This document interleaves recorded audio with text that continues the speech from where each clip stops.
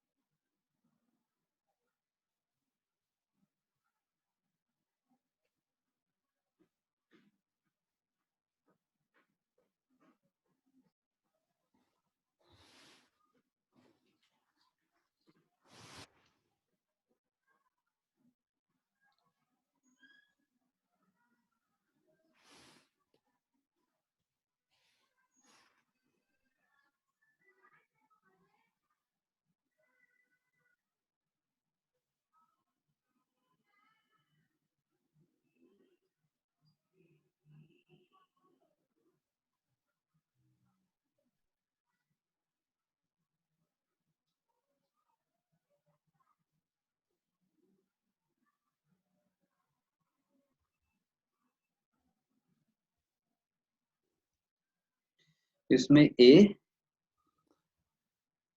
हाँ ठीक है, मैं इसको नहीं, क्वेश्चन आपका आंसर ठीक नहीं है, लेकिन इसको थोड़ा सा डिस्कस करते हैं, ठीक है। फिर आप देखिएगा इसमें क्या मसला है।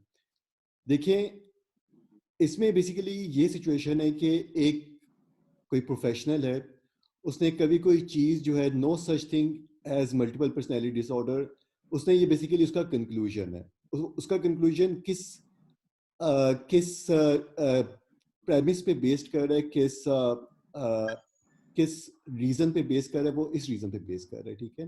तो आपकी जो करेक्ट आंसर चॉइस होगी वो भी कोई रीजन होगा इसी तरह का, और उस पे इस तरह का कंक्लूजन जो होगा वो बेस कर रहा होगा। और होता पता है क्या पैरेलल रीजनिंग में, कि जो आपकी जितनी एक आपकी चीज होती है, जिस तरह ये आपका कंक्लूजन है और ये आपका प्रेमिस है, ठीक है। अब जितनी स्ट्रॉन्ग लैंग्वेज, जी जितनी सर्टेनिटी की लैंग्वेज, ठीक है, सर्टेनिटी की लैंग्वेज या फिर जितनी स्ट्रॉन्ग लैंग्वेज, जिस तरह की लैंग्वेज यहाँ पे यूज होती है, और उसी तरह की जो आपके पास करेक्ट आंसर चॉइस होती है, उसकी जो एक प्रेमिस होगी, उसमें भी इसी तरह की सर्टेनिटी यूज होगी, और कंक्लूजन में भी यही होता है कि जिस तरह का एक फोर्स जो है आपकी कंक्लूजन में होती है, जो सर्टेनिटी आपकी कंक्लूजन में होती है, या फिर प्रोबेबिलिटी आपके कंक्लूजन में होती है, उसी तरह की प्रोबेबिलिटी, सर्टेनिटी और फोर्स आपके उसी आर्ग्यूमेंट की कंक्लूजन में होगी, जो कि करेक्ट आर्ग्यूमेंट होगा, और वो फिर पैरेलल हो जाते हैं ये। सही।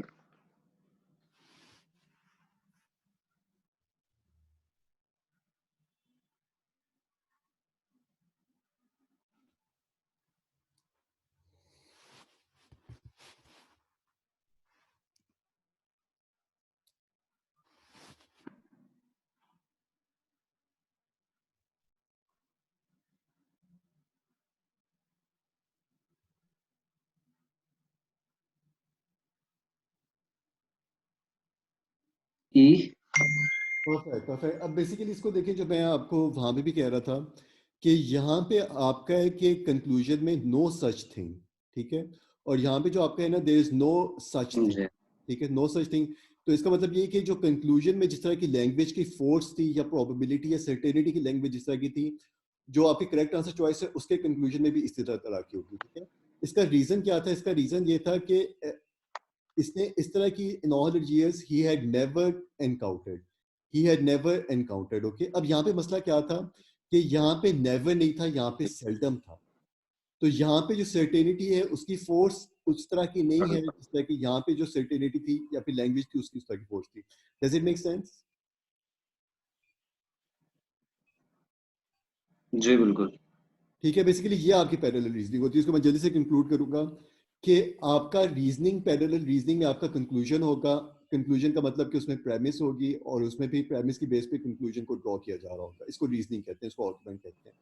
जिस तरह का फोर्स ये वाली इस आर्गुमेंट में होगी कंक्लूजन की, उसी तरह की फोर्स उसके कंक्लूजन में होगी। जिस तरह की सर्टेनिटी इसके कंक्लूजन में होगी, उसी तरह की सर्टेनिटी इसकी कंक्लूजन में होगी। और सेम गोज फॉर प्रेमिस, कि जहां पे जिस तरह की फोर्स और लैंग्वेज है और सर्टेनिटी है, जो करेक्ट आंसर होगा उसके प्रेमिस में भी वही होगा। एक और इसका क्वेश्चन देख लेते हैं पैरेलल रीजनिंग का, फिर आप इसकी बिल्कुल। प्रैक्टिस कीजिएगा। मेरे ख्याल से फिर मसला कोई ऐसा होगा नहीं।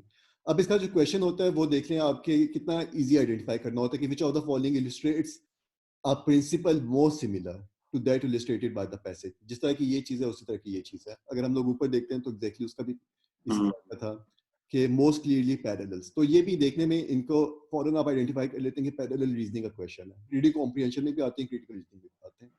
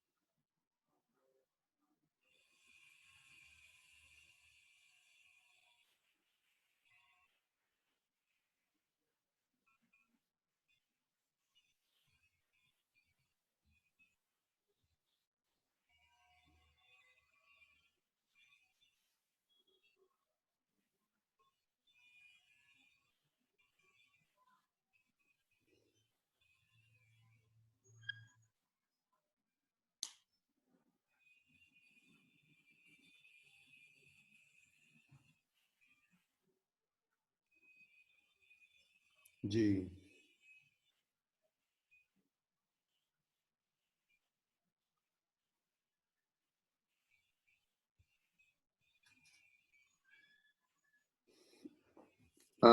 E. Perfect perfect perfect. कोई इश्यू यहाँ पे? देखिए आपकी नहीं। आपकी जिस तरह की लैंग्वेज की फोर्स करेक्ट आर्ग्यूमेंट में होगी, उसी तरह की आपकी जो फोर्स है करेक्ट आंसर चॉइस हम्म। में होगी। यहाँ पे आप क्या कह रहे हैं? The best way to write a good detective story is to work backwards. It is also you should visualise. Visualise का मतलब ये कि विजुलाइज करने के बाद अब आप उस उधर से बेसिकली बैकवर्ड आ रहे हैं। या आपने एक आपका एम था और यहाँ से आप बैकवर्ड आ रहे हैं। यहाँ पे आपने जी क्रॉस बिल्कुल। सोचा और फिर आप बैकवर्ड आ रहे हैं। एग्जैक्टली उस तरह की ही, और इसी को हम लोग कहते हैं कि most similar, this thing is most similar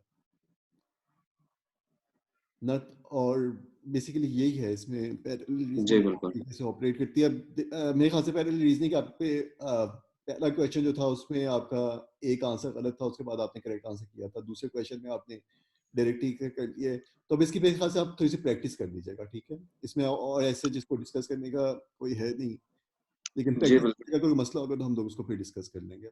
अच्छा, अब हाँ जी। इसमें बेसिकली एक अभी हम लोगों ने थोड़े से कौन से क्वेश्चंस देखने हैं, अभी हम लोग जिनके साथ कंफर्टेबल हैं। इन्फ्रेंसेस हो गए हम लोगों के, पैरेलल जी, रीजनिंग हो बिल्कुल। गए, कल हम लोगों ने बोल्ड फेस देख लिया था, आज मैं एक बोल्ड फेस को थोड़ा सा और शायद डिस्कस करूँ।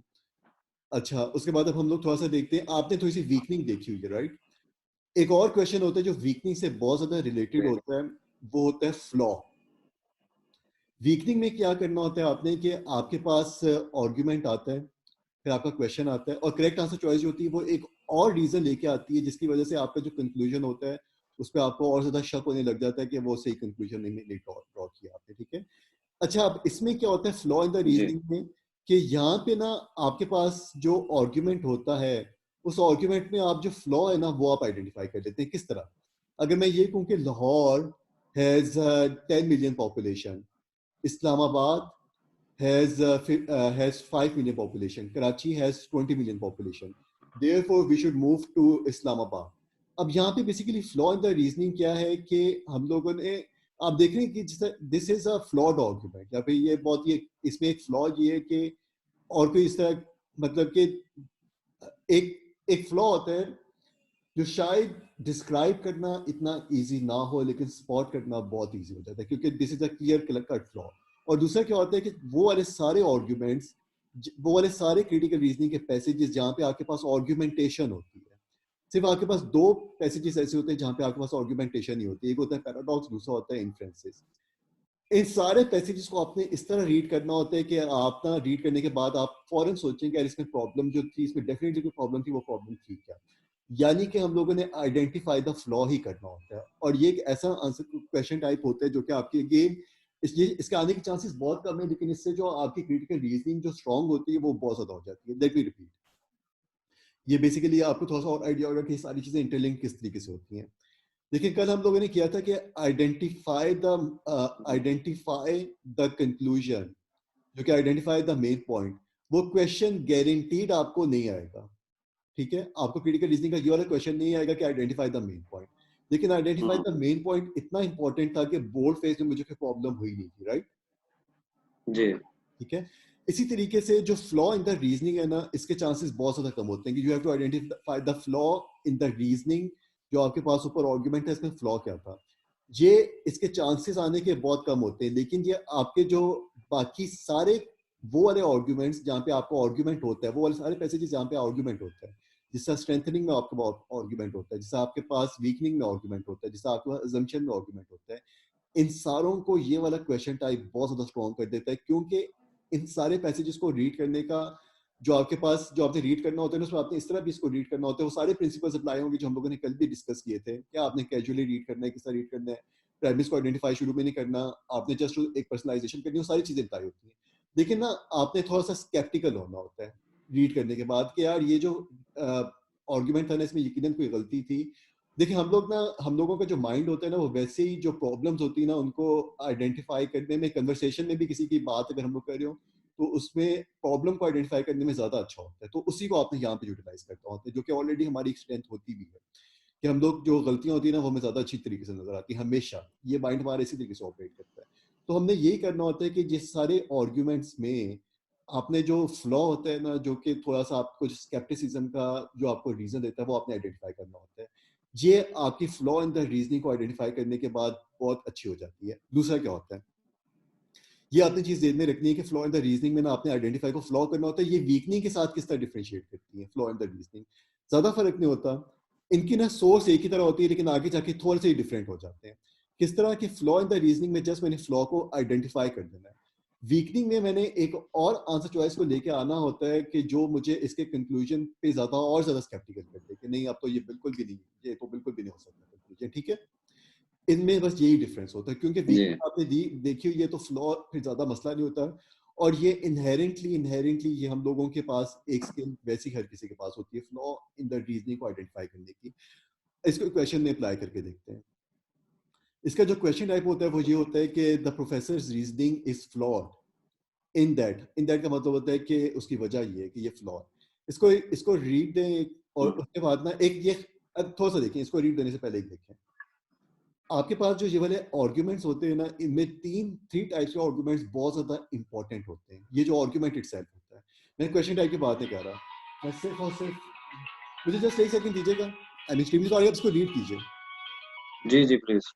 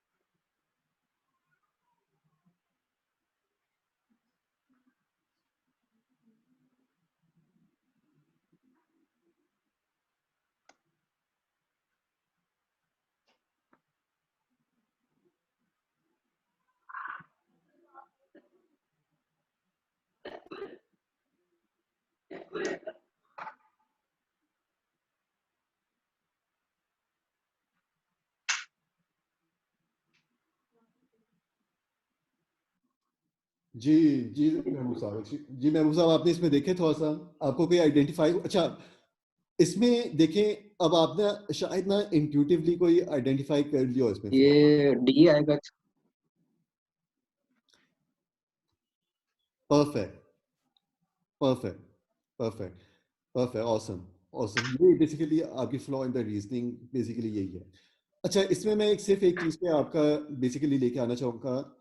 आपके जो ये वाले आर्ग्यूमेंट्स होते हैं ना, ये वाले जो आर्ग्यूमेंट्स हैं, इनमें बेसिकली जो थ्री टाइप्स ना आपकी बहुत इंपॉर्टेंट होती हैं। थ्री टाइप्स, एक होते हैं आपके प्लान आर्ग्यूमेंट्स, ये खास तौर पे स्ट्रेंथनिंग और वीकनिंग के लिए बहुत ज्यादा इंपॉर्टेंट होते हैं, प्लान आर्ग्यूमेंट्स। दूसरे होते हैं आपके कॉजल आर्ग्यूमेंट्स, ठीक है।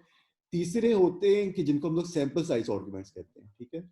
इसमें क्या होता है सैंपल साइज आर्ग्यूमेंट्स में, कि आपका ना एक एक आपके पास सिचुएशन थी कि जिसकी बेस में ना आपने, यानी कि अगर 100 लोग थे, उनमें से अगर दो बंदों ने सही बिहेव नहीं किया, आपने जनरलाइज कर दी, सारों के ऊपर वो बात लगा दी। इसको हम लोग कहते हैं सैंपल से साइज, सैंपल साइज का एरर है इसमें, कि दो बंदों की बेस पे आप सारों को गलत नहीं कह सकते। इसकी टोटल रीजनिंग ये होती है। ये भी एक बहुत ही इंपॉर्टेंट और बहुत ही फ्रीक्वेंटली आस्क्ड क्रिटिकल रीजनिंग का आर्गुमेंट टाइप होती है, ये वाली टाइप जो होती है। इसमें ये तीन टाइप बहुत ज्यादा इंपॉर्टेंट होती हैं। इसमें ये हमेशा ही फ्लॉ होता है, ये हमेशा फ्लॉ होता है, ये हमेशा ज्यादा फ्लॉ होता है, जैसा यहाँ पे भी फ्लॉ होता है कि टू स्टूडेंट्स, उसकी बेस पे जो आपने कंक्लूजन को ड्रॉ किया वो क्या था कि यूनिवर्सिटीज दी। ये देख रहे हैं आपके, आपने दो बंदों की बेस पे आपने एक ब्रॉड कंक्लूजन, एक नैरो इंसिडेंट, एक एक स्पेसिफिक इंसिडेंट की बेस पे आपने हर किसी को बेसिकली उसके ऊपर अप्लाई करवा दिया। इसमें टोटल ये रीजनिंग हो रही होती है। आपका आंसर ठीक था, और मेरे ख्याल से इसमें आपको कोई प्रॉब्लम हुई भी नहीं होगी, राइट? जी अली साहब, इसमें कैजुअल वाले में इसको अगर काइंडली आप करते हैं थोड़ा अच्छा, जो एक्सप्लेन। कॉजल आर्गुमेंट्स होते हैं ना, वो हम लोग अभी थोड़ी सी देखेंगे कि कॉजल आर्गुमेंट्स में एग्जैक्टली क्या हो रहा होता है। उसको हम लोग बिल्कुल थोड़ी देर तक देखते हैं। देखिए, आपके तीन आर्गुमेंट्स होते हैं, एक होता है प्लान, दूसरा होता है कॉजल, तीसरा होता है सैंपल आर्गुमेंट। कॉजल का अगर आप जल्दी से देखना चाहते हैं, उसमें ये होता है कि आपका प्रेमिस होता है, और प्रेमिस और फिर कंक्लूजन। जी। अच्छा, अब ना, अब नहीं ठीक है, conclusion- अगर आपने बाद में करना तो इट्स ओके। हाँ, मैं बाद में करता हूँ, क्योंकि इसको ना इतना जल्दी हम लोग डिस्कस नहीं कर सकेंगे। ये जो कॉजल आर्गुमेंट्स होते हैं, ये जी जी। खासतौर पे आपकी स्ट्रेंथनिंग और वीकनिंग में बहुत ज्यादा आते हैं। इनको हमारा एक पूरा जी एक ठीक। सेशन होगा, जहाँ पे ये आपको बहुत मास्टरी तक पहुंच जाएंगे आप इंशाल्लाह इसमें। और वैसे मुझे फील है कि आपकी ना क्रिटिकल रीजनिंग वैसे स्ट्रांग है। आपको, मुझे लग रहा है कोई इतना मसला है नहीं क्रिटिकल रीजनिंग में सच। हाँ जी, ये काफी मेरी बेहतर है अल्हम्दुलिल्लाह। ठीक है, परफेक्ट, परफेक्ट। अच्छा, अब इसको थोड़ा सा देख सकते हैं, इसको, इस क्वेश्चन को।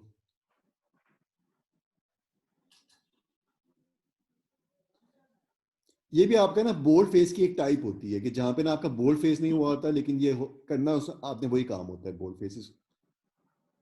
इसको देखिए, इसको फिर ये भी आपका ठीक ही होगा मोस्ट ऑफ।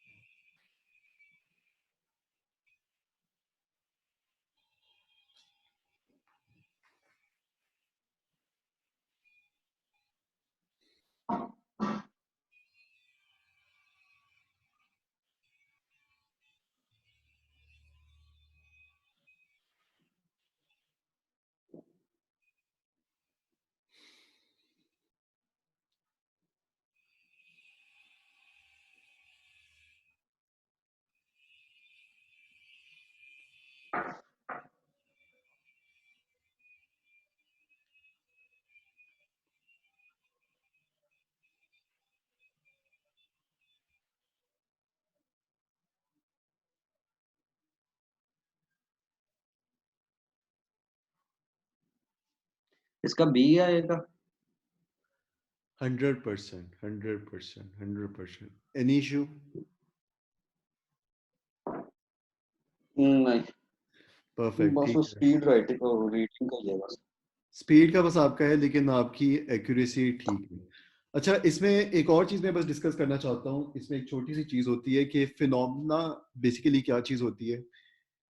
कि इसको देखिए जरा, इसको थोड़ा सा देखें और इसके बाद फिर मुझे थोड़ा सा बताएं इसको कि यहाँ पे क्या है. ये भी बोल्ड फेस ही है, और इसके बाद हम लोग बोल्ड फेस को खत्म करेंगे नेक्स्ट टाइम. कौन सा ये scientist in remote part of Canada वाला?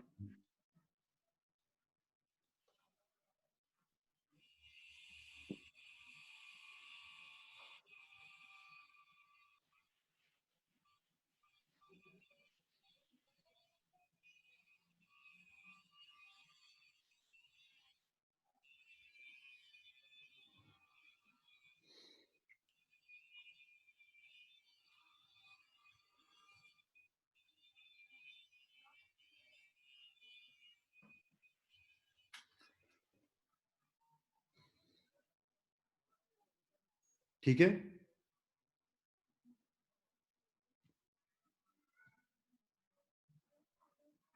The clean writing.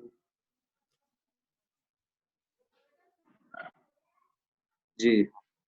अच्छा, अब आप मुझे ये बताएं कि the claim that in a remote part of Canada, strange lights often appear in the sky plays which of the following roles? इसका वैसे रोल क्या है, ये कर क्या रहा है? आंसर चॉइस इसको रहने दें. ये आप वैसे मुझे इसका रोल बताएं कि इसका है क्या. हेलो। जी जी, आपको आवाज आ रही है? जी आवाज कट। अच्छा, मैं बस आपसे ये पूछ रहा हूँ कि जी अब इसका नहीं आ रोल रही। है क्या इस वाले बोल्ड फेस में, जो आपके पास बोल्ड फेस वाला स्टेटमेंट है. इसका रोल इस सेंटेंस में है क्या, आप मुझे थोड़ा सा बता सकते हैं?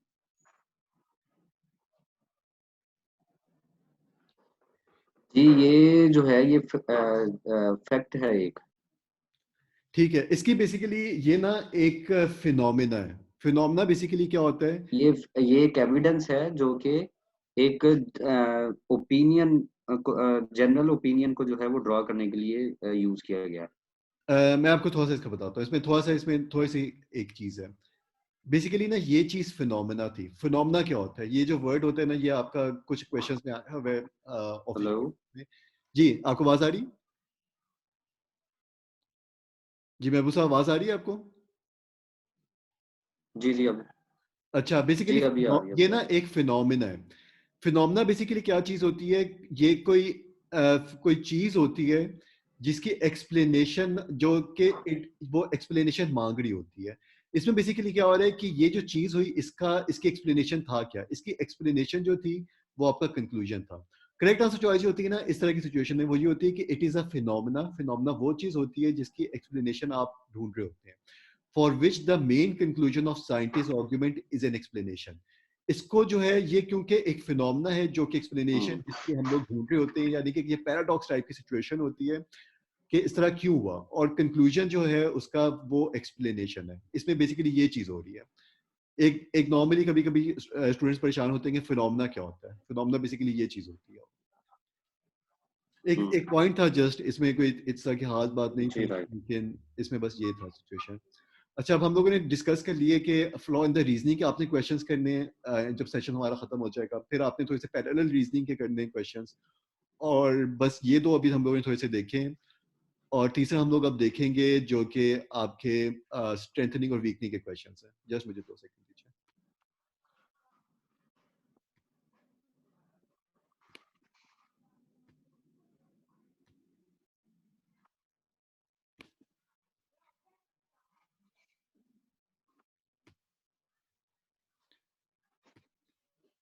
अच्छा,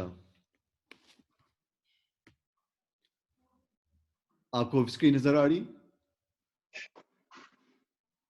जी, जी। मैं मतलब स्क्रीन नजर आ रही है आपको? ठीक है. अच्छा, स्ट्रेंथ वीकनिंग के क्वेश्चन आपने थोड़े से देखे ही हैं, तो हम लोग इसमें बहुत ज़्यादा जी टाइम वेस्ट नहीं करेंगे. इसमें बस हम लोग एक ख़ास किस्म का भी देखेंगे थोड़ा सा. जो आर्ग्यूमेंट होता है वो इस तरह का आर्ग्यूमेंट होता है. मैं जिससे आपको कहा था कि यहाँ पे 3 तरह के आर्ग्यूमेंट्स आके मेजरली आ जाते हैं, और भी किसी भी तरह का आर्गुमेंट आ सकता है, लेकिन 3 जो होते हैं अगर आपके पास आ जाए उनकी तो बहुत स्पेसिफिक टेक्निक्स होती हैं, बहुत ही स्पेसिफिक टेक्निक्स होती हैं और 100% अप्लाई हो जाती हैं। एक आपके पास प्लान आर्गुमेंट होता है, कॉजल आर्गुमेंट होता है और एक सैंपल साइज आर्गुमेंट होता है।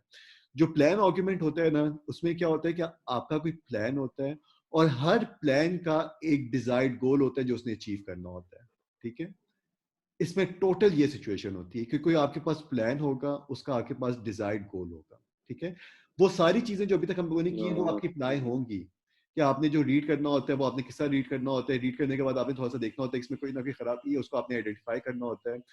लेकिन जो बेसिकली सिचुएशन होती है ना, क्रिटिकल रीजनिंग जो होती है, उनमें बेसिकली जो की होती है ना, की to get 100% perfection in the critical reasoning, वो ये होती है कि you have to be good in something which is called pre phrasing. Pre phrasing ये होती है कि आंसर चॉइसेस में जाने से पहले मुझे ना पता हो कि आंसर आंसर किस तरह का होगा। प्री फ्रेजिंग आपकी दो तरह की होती है, एक होती है जनरल प्री फ्रेजिंग, एक होती है आपकी स्पेसिफिक प्री फ्रेजिंग, ठीक है। जो स्पेसिफिक प्री फ्रेजिंग होती है ना, वो बोल्ड फेस में अप्लाई हो जाती है। आपने देखा ये वाला बोल्ड फेस है, ये बोल्ड फेस है, तो आपने कहा कि यार ये तो एविडेंस है और ये कंक्लूजन है। फिर आपने आंसर चॉइस में गए, फिर आपने मैच गेम करना होता है, उसको हम लोग कहते हैं मैचिंग, आपने बस करनी होती है। आपके पास आंसर पहले से होता है, आपने एक दफा मैच करना होता है। ये होती है specific pre phrasing. Reading comprehension में किस तरह स्पेसिफिक प्री फ्रेजिंग अप्लाई होती है कि रीडिंग कॉम्प्रिहेंशन के जो मेन पॉइंट होता है उसमें आंसर चॉइस में जाने से पहले मेरे पास अगर आंसर चॉइस आ जाती है तो ज्यादा अच्छी बात होती है। फिर मैं आंसर चॉइस में जाता हूँ, फिर मैं मैच गेम खेलता हूँ वहां पे जाके, ठीक है। इसको हम लोग कहते हैं specific pre phrasing. Answer choices में जाने से पहले मेरे पास स्पेसिफिकली मुझे पता होता है कि आंसर इस तरह का होगा। बोल्ड फेज में भी स्पेसिफिक प्री फ्रेजिंग होती है। अच्छा, अब बेसिकली जो आपके वीकनिंग के क्वेश्चंस होते हैं ना, जो अभी हम लोग देख रहे हैं, और स्ट्रेंथनिंग के जो क्वेश्चंस होते हैं, इसमें भी आपने प्री फ्रेजिंग करनी होती है। और कोई भी जो भी जितना स्ट्रॉन्ग प्री फ्रेजिंग में हो जाता है ना, जिनके भी मैक्सिमम स्कोर्स आते हैं, जैसा 335 से ऊपर जीआरई पे, 760 750 से ऊपर जिनके जी मैट में, उनकी प्री फ्रेजिंग बहुत ज्यादा स्ट्रॉन्ग होती है। अच्छा, अब प्री फ्रेजिंग जो होती है स्ट्रेंथनिंग और वीकनिंग में किस तरह अप्लाई होती है? स्ट्रेंथनिंग और वीकनिंग में इस तरह अप्लाई होती है कि क्योंकि स्ट्रेंथनिंग और वीकनिंग के क्वेश्चंस में आपके पास नई न्यू इंफॉर्मेशन आ सकती है आंसर चॉइस में। You can have a new information in the answer choice. तो यहाँ पे जो हमारे पास प्री फ्रेजिंग होती है वो जनरल प्री फ्रेजिंग होती है, वो स्पेसिफिक प्री फ्रेजिंग नहीं होती, ठीक है। Let me repeat. आपके पास जो इन्फ्रेंस के क्वेश्चंस होते हैं उसमें no new information is allowed. बाहर से और कोई इंफॉर्मेशन नहीं आ सकती। ये जो इन्फ्रेंसिस क्वेश्चंस होते हैं, ये एक क्लोज डोर मीटिंग की तरह ऑपरेट कर रहे होते हैं जहां पे बाहर से कोई बंदा नहीं आ सकता, ठीक है। ये इस तरह ऑपरेट करते हैं इन्फ्रेंसिक क्वेश्चंस। तो यहाँ पे क्योंकि न्यू इंफॉर्मेशन नहीं आ सकती, तो नॉर्मली मेरी प्री फ्रेजिंग की पॉसिबिलिटी होती है, अगर ना भी तो कोई फर्क नहीं पड़ता। लेकिन व्हाट आई वांट टू से कि यहाँ पे न्यू इंफॉर्मेशन नहीं आ सकती इन्फ्रेंस के क्वेश्चंस में। जो स्ट्रेंथनिंग और वीकनिंग के क्वेश्चंस जो होते हैं, यहाँ पे मेरे पास न्यू इंफॉर्मेशन आ सकती है। यहाँ पे मेरे पास 100% एक न्यू इंफॉर्मेशन आ सकती है, क्योंकि वो न्यू इंफॉर्मेशन किस तरह की न्यू इंफॉर्मेशन होगी वो मुझे नहीं, वो न्यू इंफॉर्मेशन जो होगी वो क्या न्यू इंफॉर्मेशन है वो मुझे नहीं पता। What is that new information वो मुझे नहीं पता, लेकिन what that information will do वो मैं 100% बता सकता हूँ। क्योंकि ये क्या करेगी वो मैं बता सकता हूँ, इसलिए मैं यहाँ पे जनरल प्रीफ्रेजिंग कर सकता हूँ। जो प्लान आर्ग्यूमेंट्स होते हैं और प्लान आर्ग्यूमेंट्स वीकनिंग के प्लान आर्ग्यूमेंट्स, उसमें क्या करता है कि correct answer choice will prevent the plan from achieving its desired goal, ठीक है। इसको मैं कह रहा हूं कि ये जो चीज होती है ना, ये आपकी जनरल प्रीफ्रेजिंग होती है। ये आपकी जनरल प्रीफ्रेजिंग होती है। अगर यहाँ पे ये प्लान आर्गुमेंट था तो जनरल प्रीफ्रेजिंग इसकी इस तरह की होगी। अगर ये सैंपल साइज आर्गुमेंट होता तो वहां पे भी मैं जनरल प्रीफ्रेजिंग कर सकता था, ठीक है। कि बेसिकली ये सैंपल आर्गुमेंट्स में बहुत इजी हो जाता है जनरल प्रीफ्रेजिंग करना कि यार ये तो सिंपल सिंपल इसने गलत कंक्लूजन ड्रॉ किया, दो बंदों की बेस पे पूरी अवाम को इसने रिपीट दिया, तो वहां पे तो बहुत ईजी हो जाता है। लेकिन प्लान आर्गुमेंट्स में भी अगर मैं सिर्फ इस चीज के साथ, इनकी जो की होते हैं ना, की टू मास्टर प्लान आर्गुमेंट्स, जो कि स्ट्रेंथनिंग में भी होते हैं और वीकनिंग में भी होते हैं, इसमें जस्ट मैंने आइडेंटिफाई करना होता है कि प्लान क्या है, और मैंने आइडेंटिफाई करना होता है कि जो गोल है इसका वो क्या है, क्योंकि हर प्लान का एक गोल होता है।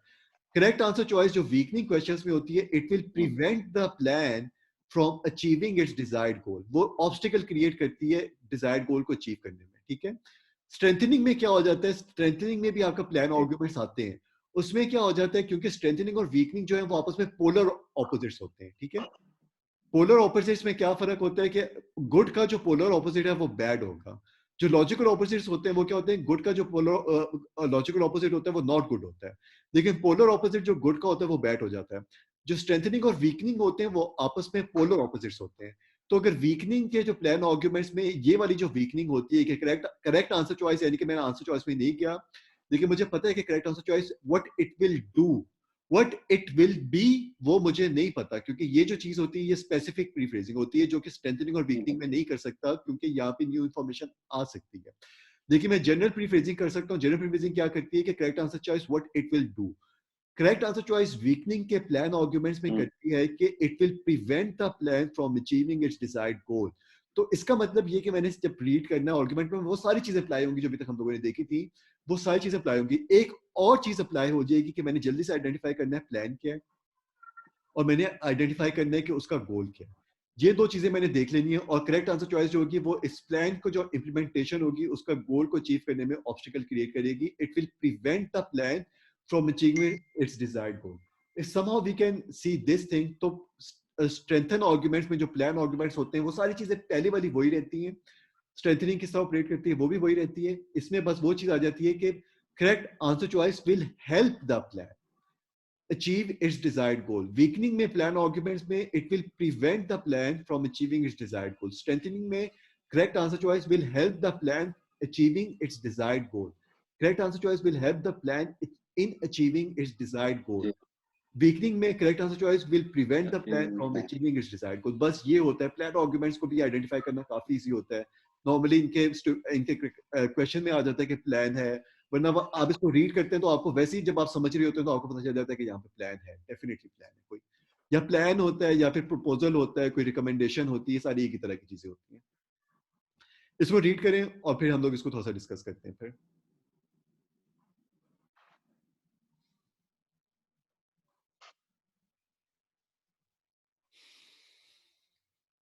हेलो जी जी। मैं बेसिकली कह रहा हूँ कि महबूब साहब इसको आप रीड करें फिर डिस्कस करते हैं। मैंने जो अभी तक आपको थोड़ा सा बताया उसमें आपको कंफ्यूजन है प्लान आर्गुमेंट्स में? हेलो, नहीं बस इसको आप रीड जी करें। नहीं क्लियर है अली सर। परफेक्ट परफेक्ट, इसको रीड करें फिर इसको इसको डिस्कस जी राइट। करेंगे।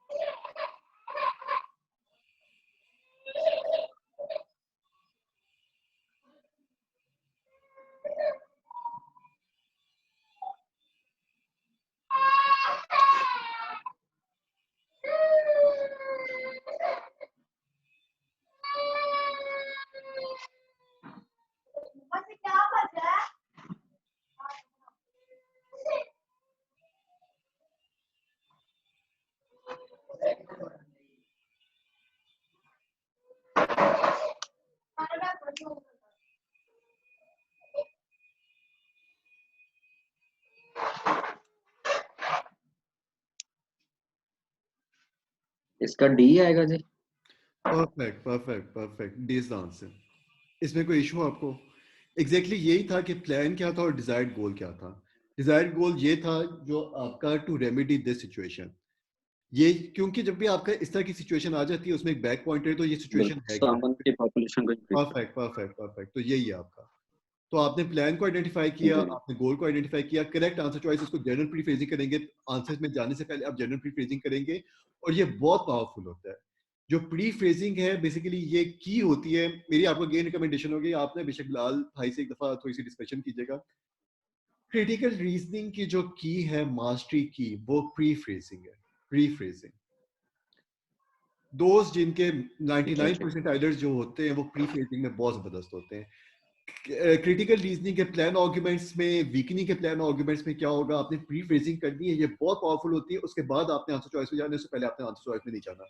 आप जो भी टाइम जहाँ पे अपफ्रंट यूटिलाइज करें, आप देखेंगे कि आंसर चॉइस में जाने से वो कितना जल्दी, आप कितना कॉन्फिडेंस के साथ उसको आप क्लिक करेंगे। इसको देखिए,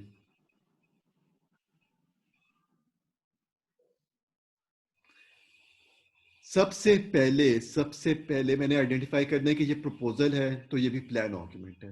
प्लान आर्गुमेंट है तो डेफिनेटली इसमें दो चीजें में आनी चाहिए, प्लान क्या है, जी। गोल क्या है, बाकी सारी वो चीजें। गो हेड, गो हेड।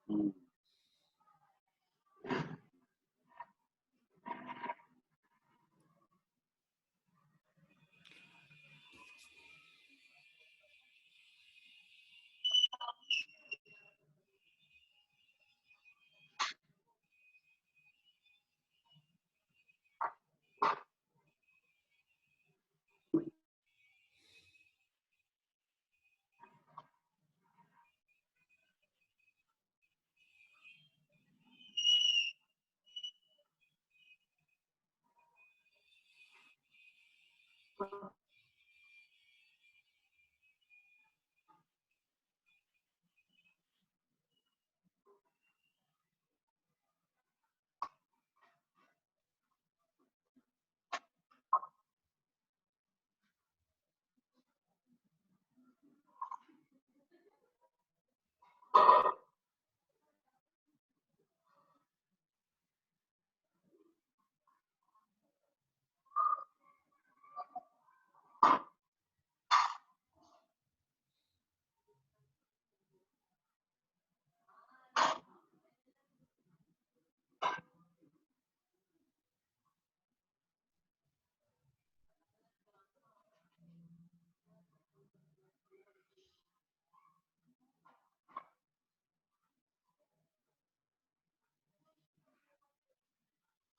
डी आएगा इसका।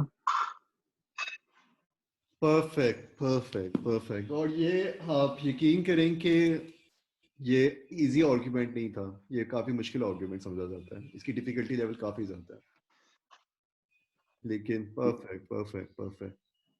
इसमें डिस्कस करनी है आपने कोई चीज? नहीं, वो ये इकोनॉमी एक्चुअली उन्होंने बूस्ट करनी है, तो अगर शार्क्स को किल करते हैं तो छोटी फिश जो है वो हंड्रेड उस परसेंट फिश को खा 100%, जाएंगे। हंड्रेड जो परसेंट हाँ जी। परफेक्ट, परफेक्ट जी, परफेक्ट, परफेक्ट, परफेक्ट। ठीक है। अच्छा, आप ये देखिए कि ये ना प्लान आर्गुमेंट कन्वेंशनल वे में नहीं है, प्लान आर्गुमेंट कन्वेंशनल वे में नहीं है, लेकिन प्लान आर्गुमेंट्स या फिर किसी भी तरह का आर्गुमेंट होता है, वो कर क्या रहा होता है जब आपने वीकनिंग उसको करना होता है, for parents not to participate, अगर आपने कोई वीकनिंग करना है, उसमें यही होता है कि it will give you another reason कि जिसकी बेस पे जो उनका बेसिकली पार्टिसिपेट करना था, वो एक और रीजन दे रहे हैं कि पार्टिसिपेट उसमें नहीं करें, क्योंकि ये सारे वीकनिंग के थे। हम लोग इसको बस ये आखिरी वीकनिंग करेंगे, और मेरे ख्याल से वीकनिंग के प्लान आर्गुमेंट्स में आप कंफर्टेबल हैं।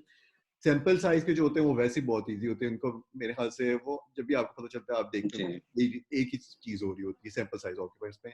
हम लोग इसके बाद थोड़े से कॉजल आर्गुमेंट्स देख लेंगे जो कि वीकनिंग में किस तरह अप्लाई होते हैं, और इन तीन चीजों को हम लोग जब वीकनिंग में थोड़ा सा मास्टर कर लेंगे, तो फिर हम लोग स्ट्रेंथनिंग में जाएंगे। स्ट्रेंथनिंग इनके पोलर ऑपोजिट्स होती है। जैसे इसको देखिए, और फिर अगर जरूरत पड़ेगी तो डिस्कस करेंगे, वरना हम लोग फिर कॉजल आर्गुमेंट्स में चले जाते हैं।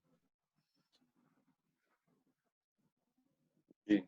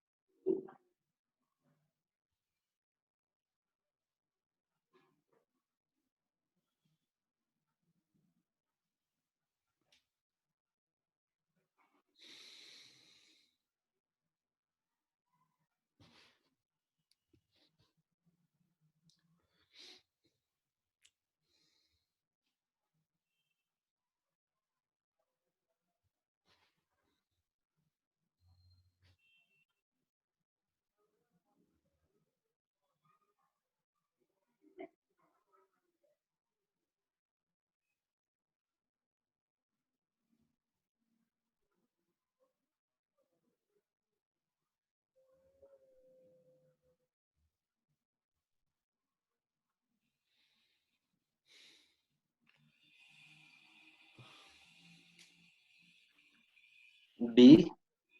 बी 100%।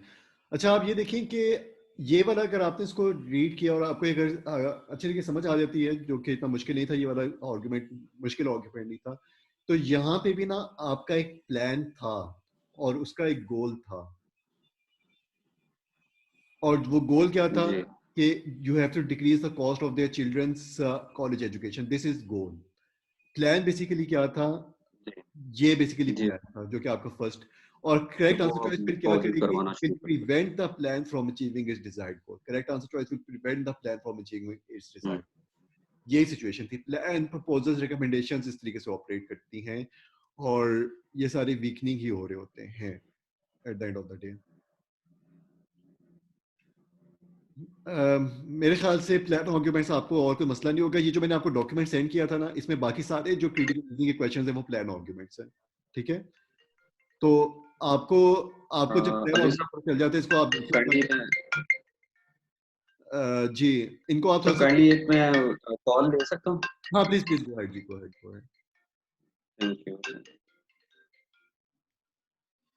जी। अस्सलाम वालेकुम मियां साहब।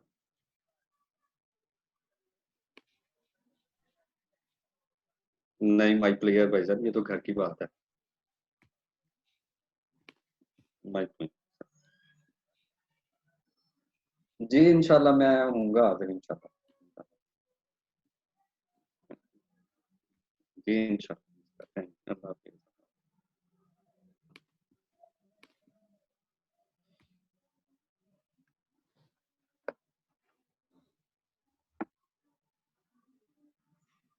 हेलो। जी जी जी जी जी प्लीज। जी, परफेक्ट परफेक्ट। अब हम लोग ये देखते हैं कि हम लोगों ने थोड़ा सा देख लिए प्लान आर्ग्यूमेंट्स भी। आप एक काम कीजिए कि जी तकरीबन हमारा 50 मिनट्स का सेशन हो गया है। आप नेक्स्ट 15 मिनट्स में हम लोग ब्रेक लेते हैं, आप बाकी के ये क्वेश्चन सारे करें, उसके बाद हम लोग कॉजल रीजनिंग कर लेते हैं, ठीक है? इसको आप थोड़ा सा इस ब्रेक में कर लें, 15 मिनट्स की या 20 मिनट्स की, जिस तरह भी आप कहते हैं, लेकिन इनको आप थोड़ा सा स्ट्रॉन्ग कर लें, बाकी सारे क्वेश्चंस को खुद करें। 20 मिनट्स के बाद हम लोग कर लेते हैं, तकरीबन हमारा 50 मिनट्स का ये वाला सेशन हो गया, ठीक है? अगर आप इसके साथ कंफर्टेबल हैं।